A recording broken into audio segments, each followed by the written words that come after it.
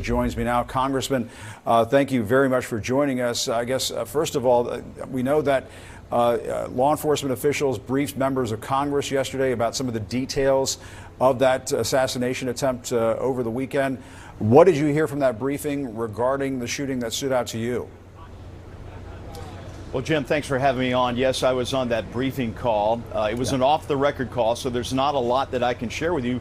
I will tell you in generalities, though, Director Cheadle and Director Wray did acknowledge that this was a failure in security, and I believe that Mike Johnson, our speaker, was the one to say that this was the biggest security failure for the Secret Service since Ronald Reagan was shot. They gave us a timeline, a very detailed timeline of what went on, but no real answers. And they said, at this point, we're really not ruling anything out, that we have to continue the investigation and let the facts lead us where they may.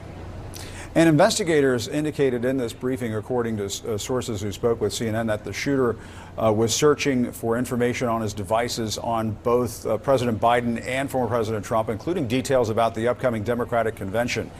Does that mean that some of these accusations that Democratic rhetoric had somehow caused the shooting were off base?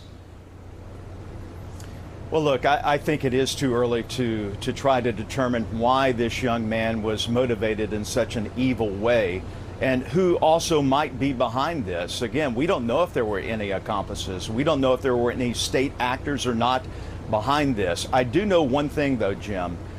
There are a lot of conspiracy theories floating around. There's a lot of blame being put on different agencies and different people. We've got to find out the facts, and we've got to get that information out as soon as possible so that trust can be rebuilt for the Secret Service and the FBI. And do you think the Secret Service director should step down? I do. Look, she acknowledged that this is a failure. She, as the head of the Secret Service, she is basically responsible for this failure, the greatest security failure for the Secret Service since Ronald Reagan was shot. We've got to make sure that our former presidents, our current president,